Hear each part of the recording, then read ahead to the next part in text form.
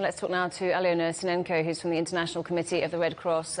Welcome to the programme, Alyona. So give us an update on the situation for people in Sudan. What are your people on the ground hearing and seeing?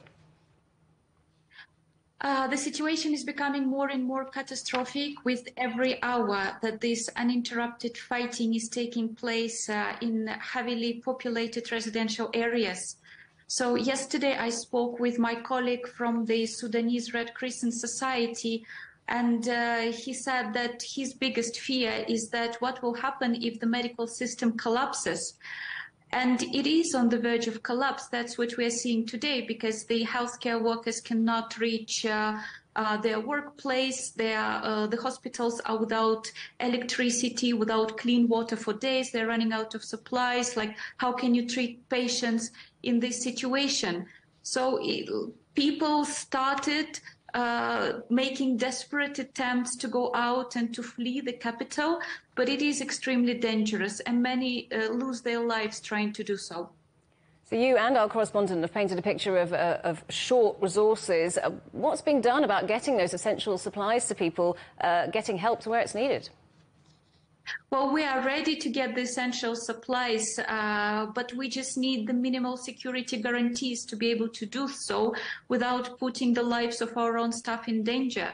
Until now, we managed to deliver medical supplies to 2 hospitals in Darfur, where there also have been quite a bit of fighting, but that's about it. But it's just not enough. There's so much more that is needed, and the humanitarian needs are growing very fast.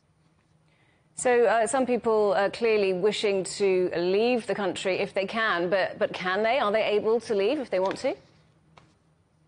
Well, we've been hearing reports about some people trying to flee the capital, also refugees from Sudan fleeing into neighboring Chad. Most of the time, what we see is that this is preventive displacement. People are leaving the country because they're afraid of what will happen to them. Most of the people in the areas affected by the fighting, they're trapped and they cannot leave.